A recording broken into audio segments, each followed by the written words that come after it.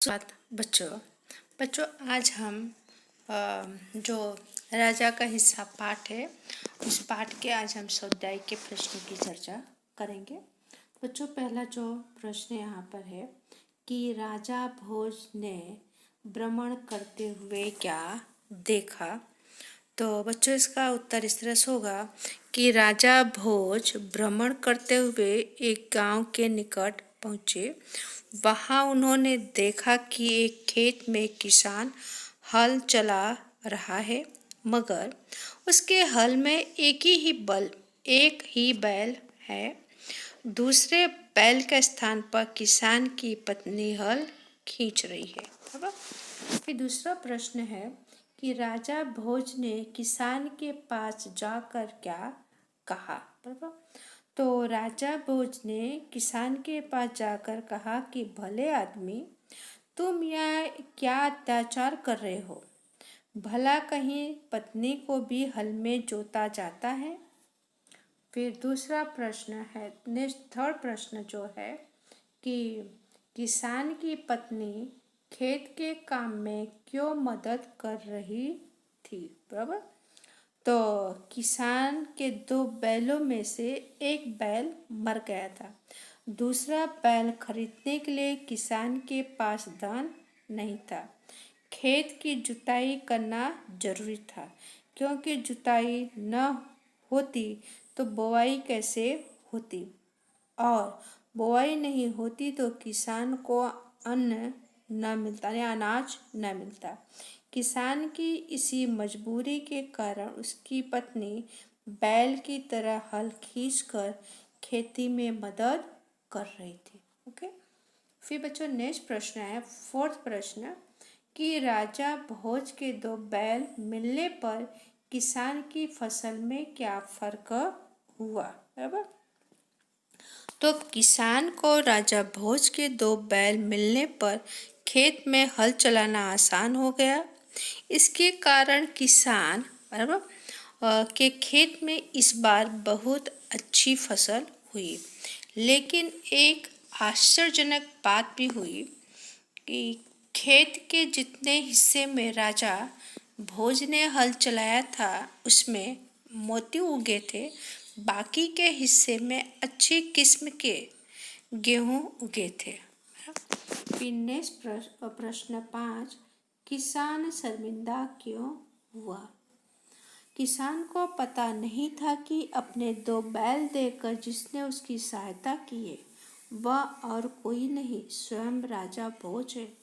इसलिए जब महाराज ने किसान को अपना परिचय दिया तब वह शर्मिंदा हो गया। हाँ? फिर नेक्स्ट प्रश्न 6 जो है कि किसान के क्या कहने पर राजा भोज ने मोती स्वीकार किया। तो किसान ने राजा भोज से कहा कि मेरे खेत में उगे मोती आपके ही परिश्रम का फल है, इसलिए आप इनका स्वीकार कर लें। अगर आप स्वयं नहीं स्वीकार करते तो इन्हें राजकोष में जमा कर दीजिए और गरीबों की भलाई में इनका उपयोग कीजिए। राजा भोज को किसान का यह सुझाव पसंद आया, इसलिए उन्होंने किसान की प्रार्थना पर मोतियों का स्वीकार किया। अब 7वां प्रश्न है बच्चों कि राजा भोज किसान से क्यों प्रभावित हुए। तो किसान के पास एक बैल था, इसलिए हल में दूसरे बैल की जगह किसान की पत्नी को जोतकर वह हल चला रहा था। राजा भोज चाहते थे किसान थोड़ी देर के लिए हल चलाना बंद करके उनकी बातें सुने। तब किसान ने कहा कि उनकी बात सुनने के लिए वह अपना काम नहीं रोक सकता। यदि वे कुछ कहना चाहते हैं तो उसके साथ चलते चलते कहें। अपने काम के प्रति किसान की यह लगन देखकर राजा भोज उससे बहुत क्या हुए, प्रभावित हुए। अभी बच्चा नेक्स्ट प्रश्न जो है कि राजा भोज के बारे में 5-6 वाक्य लिखिए। तो राजा भोज धारा नगरी के राजा थे। वे विद्या प्रेमी थे, विद्वानों और गुणीजनों का वे सम्मान करते थे। वे बड़े प्रजा प्रेमी थे। प्रजा की कठिनाइयों को जानने के लिए वे अपने राज्य में घूमते रहते थे और उन्हें दूर करने का प्रयत्न करते थे। उनकी प्रजा भी उनका बहुत सम्मान करती थी। राजा भोज के बारे में अनेक कथाएं प्रचलित हैं। इस तरह की राजा भोज के बारे में कहानियाँ। ओके, अब बच्चे आप हम देखेंगे कि सही जोड़ मिलाइए मुहावरे का।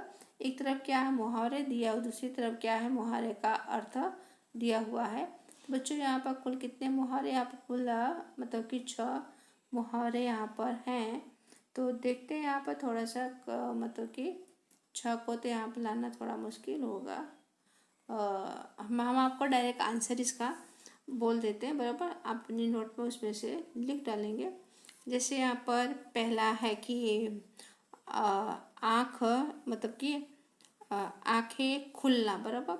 मुहावरा क्या है, पहला जो मुहावरा है यहाँ पर आँखें खुलना, तो इसका आंसर क्या होगा यहाँ पर सही बात का, बराबर। सॉरी, इसका आंसर ये होगा यहाँ पर 5वां आंसर, बराबर। सही बात का ज्ञान होना, बराबर। फिर नेक्स्ट है कि आँख लगना, बराबर। इसका आंसर ये होगा कि एकदम से सो जाना, 4th क्वेश्चन, बराबर। फिर थर्ड जो है कि आँख चुराना, बराबर। तो आँख चुराना इसका क्या होगा, अच्छा थर्ड क्वेश्चन कि आँख चुराना यानी कहाँ यार, अच्छा इधर है, एक मिनट रुको, यहाँ पर इसको, हाँ, आँख चुराना। तो बच्चों इसका आंसर ए रहा, इसका थर्ड का आंसर सही बात का ज्ञान होना, बराबर। नहीं, सही बात से टल जा, सॉरी, हाँ, इसका आंसर ये होगा आँख चुराने सही बात से टल जाना, थर्ड का आंसर। फिर 4th जो है कि आँख दिखाना, बराबर। तो आँख दिखाना उसका ये रहा क्रोध करना, बराबर। इसका आंसर ए हुआ। फिर नेक्स्ट है कि आँखों का यानी कि 5th, बराबर, आँखों का तारा होना, बराबर। तो आँखों का तारा होना यहाँ पर तो नहीं है, तो फिर यहाँ पर हम जाएंगे कि यहाँ पर कहाँ, हाँ, आँखों का तारा होना, ये रहा यहाँ पर इसका आंसर। तो इसका आंसर ये रहा आँखों का तारा होना ना बहुत प्रिय व्यक्ति, बराबर। बहुत प्रिय व्यक्ति या बहुत प्रिय होना, बराबर। बहुत प्रिय नहीं, एक मिनट, यहाँ पर एक मिनट चाहिए, बहुत प्रिय होना, बहुत प्रिय व्यक्ति तो नहीं दिया, हाँ, तो ये होगा बहुत प्रिय होना, बराबर। आँखों का तारा होना ना बहुत प्रिय होना, बराबर। फिर उसके बाद है लास्ट बच्चा था, बराबर, कौन सा है, फिर है 6, आँखों में चमक आना, बराबर। तो आँखों में चमक आना, इसका आंसर ये रहा बहुत प्रसन्न होना, बराबर। ये रहा इसका आंसर, बराबर। तो ये हमने क्या किया बच्चों, हमने जोड़ कर, लेकिन आप चिंता मत करिए, मैं आपको लिख करके भेजूंगी PDF में, ओके। फिर उसके बाद है उपयुक्त मुहावरे का वाक्य में प्रयोग कीजिए, बराबर। तो उपयुक्त आने ऊपर जो मुहावरे का क्या करना है, वाक्य में प्रयोग करना है, बराबर। तो हमने उसका अर्थ तो कर लिया। अब वाक्य में प्रयोग, जैसे यहाँ पर फर्स्ट क्या है कि आंखें मतलब कि आंखें खुलना सही बात का ज्ञान होना, बराबर। तो सच्चाई सामने आते ही मेरी आंखें खुल गई, वाक्य प्रयोग हुआ। फिर दूसरा है कि आँख लगना, तो इसका अर्थ होगा एकदम से सो जाना, बराबर।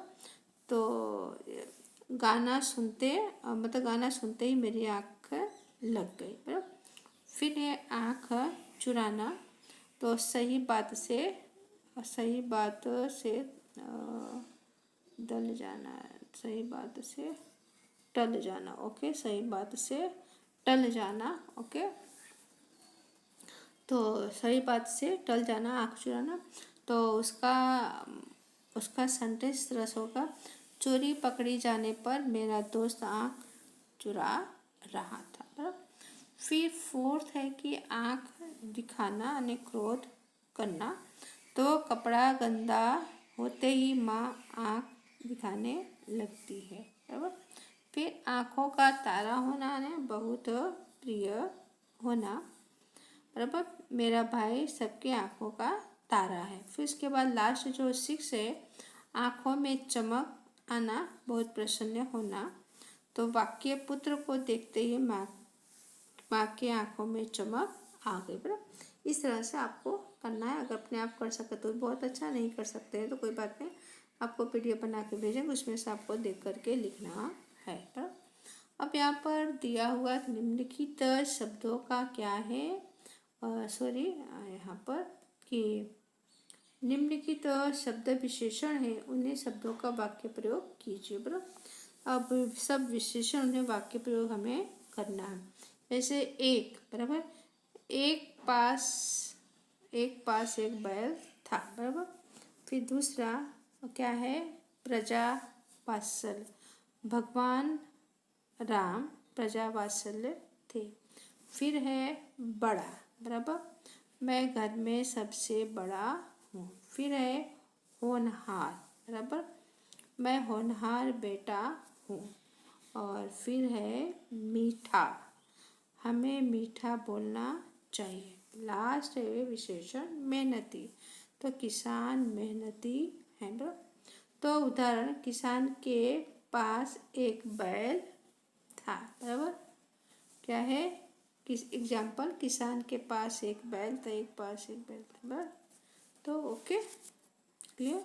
और फिर उसके बाद फिर यहाँ पर देखते हैं, नीचे दिए गए चित्रों का वर्णन कीजिए और लिखिए। बच्चों चित्र तो यहाँ पर आप देखेंगे, आप देख ही रहे हैं कि कितना सुंदर यहाँ पर चित्र दिया हुआ है, बराबर। तो यहाँ देखेंगे कि कौन कौन से चित्र हैं, बराबर।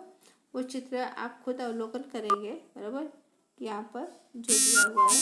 और अपनी नोट में इस चित्र को, एक क्या है पता है, एक कुआं है, कुआं के पास गाय है, एक लड़की है, एक लड़का है, क्या है, बैग है, रास्ता है, बराबर। यहाँ क्या है, मंदिर है, घर है, आसमान में बादल छाए हुए हैं, किसान अपनी खेती कर रहा है। और तो इस तरह से आपको चित्र को देख करके अपनी कॉपी में सुंदर में इसको लिखना है। और फिर यहाँ पर जो अंतिम यहाँ पर दिया हुआ है कि निम्नलिखित परिच्छेद को पढ़ करके मतलब कि अपनी मातृभाषा अनुवाद कीजिए। इसका ट्रांसलेशन मातृभाषा में, इसको गुजराती में, तो इंग्लिश में इसको आप कर सकते हैं, बराबर। और फिर यहाँ पर है कि दिया हुआ बक्से में जो कार्ड हैं उनको शब्दकोश के क्रम में लगाइए, बराबर। जैसे फसल है, बैल है, खेत है, किसान है, प्रजा है, स्त्री है, प्रश्न है। तब शब्दकोश के हिसाब से लगाइए कि पहला कौन सा शब्द आता है, बराबर। उस हिसाब से आपको लगाना है, बराबर। तो जैसे यहाँ पर दिया हुआ है तो वो आप करेंगे, हम नहीं बताएंगे आपको, बराबर। तो बच्चों यहाँ पर ओके, अच्छा, तो इसको आज हम इतना मतलब कि ओके, तो आज हम इतना ही करते हैं। और ये भी आप लोग बच्चों, ये भी आप लोग ही कर सकते हैं, बहुत हम इसको भी हम कर चुके हैं, इसमें कोई खास है नहीं। योग्यता भी यहाँ पे जो दिया हुआ कि पंचतंत्र की कहानियाँ पढ़िए, जो कहानी सब अच्छी लगे उसे अपनी कक्षा में सुनाइए। हमारे शरीर के अंग से संबंधित कई तमाम मुहावरे हैं, बराबर, तो वो हम लोगों ने काफ़ी कर चुके हैं। शब्दकोश काफ़ी जो यहाँ पर नेक्स्ट जो दिया हुआ शब्दकोश का उपयोग करके नीचे दिए गए वर्ण से शुरू होने वाले शब्द लिखिए, बराबर। जैसे त है, न है, भ है, श है, प है, त्र है, ज्ञ है, श, बराबर। तो आपको खुद को लिखना है। आपके गांव की खेती में क्या क्या उत्पादन हुआ, उसे बेचने की व्यवस्था कहाँ है, चर्चा कीजिए। तो बच्चों ये सब आपका ही मार्गदर्शन है, इसके अंदर आपको अनुमान लगा कर आपको खुद को ही लिखना है, बराबर। लेकिन इसको मतलब इसको समझना नहीं, लिखेंगे तो भी चलेगा, बराबर, लेकिन ओके। तो मैं आपको ये लिखिए प्रश्न में जो 7 है उसे तो आपको खुद को ही लिखना है। ओके, थैंक यू, धन्यवाद। मैं आपको लिख करके भेजूँगी PDF में। इसके आंसर आप लोग अपनी कॉपी में शुद्धाक्षर में से लिख डालिए।